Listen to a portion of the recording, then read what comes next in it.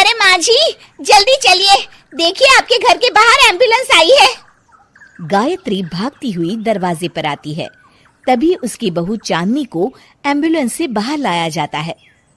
हे भगवान, ये मेरी बहू को क्या हो गया? एक्सीडेंट हो गया माँ जी। अरे लेकिन ये कैसा एक्सीडेंट है? चोट तो कहीं नजर नहीं आ रही। अरे माँ जी, दिमाग में अंदरूनी चोट लगी है और ये अपनी याददाश्त खो बैठी है। हैं? मेरी बहू याददाश्त खो बैठी है, अब क्या होगा? आप फिक्र मत करिए, बस इनका अच्छे तरीके से ख्याल रखिए। मैंने दवाइयाँ दे दी हैं, अब मैं चलता हूँ। अगले दिन अब तेरी तबीयत कैसी है बहू? बहू? किसकी बहू? हम भैरवगढ़ के ठाकुर विक्रम सिंह की बेटी रूपवती हैं। हम एक राजकुमारी हैं और तुम हमारी दासी हो बुढ़िया। अरे बेटा विशाल, बहू कैसी बहकी बातें कर रही है। अरे कुछ मत पूछो माँ, रात को मुझसे अपने पैर दबा रही थी। सर पर चोट लगने की वजह से इसका दिमाग पूरी तरह खराब हो गया है और ये अपने आप को राजकुमारी समझ रही है। तभी वहां चांदनी आ जाती है। तुम दोनों यहाँ क्या खुसुर फुसुर कर रहे हो? कहीं तुम दोनों मिलकर हमारे खिलाफ कोई षड्यंत्र तो नहीं रच रहे हो? हम तुम्हारा सर तलवार से उड़वा देंगे, समझे? अरे नहीं नहीं राजकुमारी जी, हम तो आपके सेवक हैं। भला हमारी इतनी हिम्मत? कहिए, आपने यहाँ हॉल में आने का कष्ट कैसे किया? हमें बहुत भूख लगी है। ए दासी, जल्दी से हमारे लिए भोजन का प्रबंध करो। आज हम शाही कबाब खाएंगे। विशाल अपनी माँ को चांदनी की बात मानने के लिए इशारा करता है। ठीक है राजकुमारी जी, मैं अभी आपके लिए भोजन लेकर आती हूँ।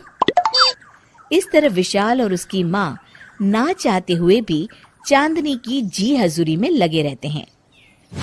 लाओ माँ, जल्दी से मेरा टिफिन दो, मुझे देर हो रही है। अरे ठहर जा, जरा दम तो लेने दे मुझे। सारे घर का काम मुझे अकेली को करना पड़ता है। तेरी बीवी तो राजकुमारी बनी बैठी है, सारा दिन हुक्म चलाती रहती है। अरे माँ, मेरा भी तो यही हाल है। फिलहाल तुम मेरा टिफिन दे दो, मैं चला। रुको, कहाँ जा रहे हो? अरे मर गया रे, ये कहाँ से आ धमकी? आज हमारा जुहू चौपाटी घूमने का मूड है और हमें अपने लिए नई साड़ियाँ भी खरीदनी है। चलो जल्दी से अपना वाहन निकालो और हमें ले चलो। अरे अब तो मैं गया काम से। अगर आज मैं वक्त पे ऑफिस नहीं पहुंचा तो मेरा बॉस मुझे नौकरी से निकाल देगा। मरता क्या न करता। आखिरकार विशाल चांदनी को घुमाने ले जाता है और चांदनी अपने लिए ढेर सारी शॉपिंग भी करती है। ए दासी, टीवी पर कपिल शर्मा के आने का समय हो गया है, जल्दी से टीवी शुरू करो। अरे वाह, कपिल शर्मा तुझे याद है, बाकी कुछ याद नहीं। बहू तू तो बड़ी चालू लगती है, अपने फायदे की हर चीज तुझे याद रहती है। मैं तो तेरी इस अजीब बीमारी से परेशान हो गई हूँ। अगले दिन, अरे डॉक्टर साहब, आप इतने दिन से मेरी बहू का इलाज कर रहे हैं, लेकिन उसकी बीमारी तो सुधरने के बजाय और बढ़ती जा रही है। अरे माँ जी, ये दिमागी बीमारी है, बेचारी की याददाश्त चली गई है। वापस आने में थोड़ा वक्त तो लगेगा ही ना।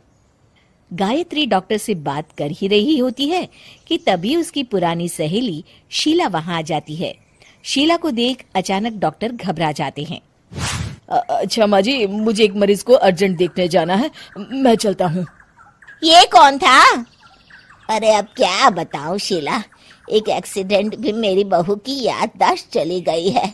ये डॉक्टर उसका इलाज कर रहा है। ये डॉक्टर कब से बन गया?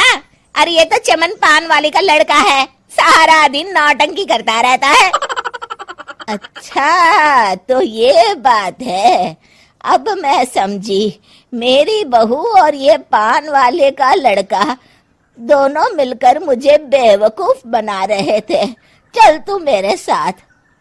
गायत्री शीला को एक बड़ा सा डंडा हाथ में देकर अपनी बहू चांदनी के कमरे में ले जाती है। बहू, ये मेरी सहेली है, एक डॉक्टर है। इसने तेरे जैसे न जाने कितनों का इलाज 2 मिनट में कर दिया है। इसका कहना है कि सर पर जहाँ चोट लगी हो, अगर उसी जगह दोबारा किसी बड़े डंडे से जोर से मारा जाए तो मरीज की याददाश्त वापस आ जाती है। देख, हम डंडा भी लाए हैं। अपनी सास की बातें सुनकर और हाथ में बड़ा डंडा देख चांदनी घबरा जाती है। अरे बाप रे, मैं तो फंस गई। इस डंडे की एक बार की वार से ही मैं तो चारों खाने चित हो जाऊंगी। अब क्या करूं, क्या करूं, क्या करूं? लेकिन गायत्री, डंडा सर पर ठीक उसी जगह लगना चाहिए जहाँ चोट लगी है। अरे तू चिंता मत कर, 2-4 बार मारूंगी तो एक बार तो सही जगह लग ही जाएगा ना। चल बहू, तैयार हो जा। अरे नहीं नहीं माँ जी, मुझे मत मारिए। दरअसल घर के काम करने से बचने के लिए मैंने ये सब नाटक किया था। मुझे माफ कर दीजिए, मैं कान पकड़ती हूँ। दोबारा ऐसी गलती कभी नहीं करूंगी।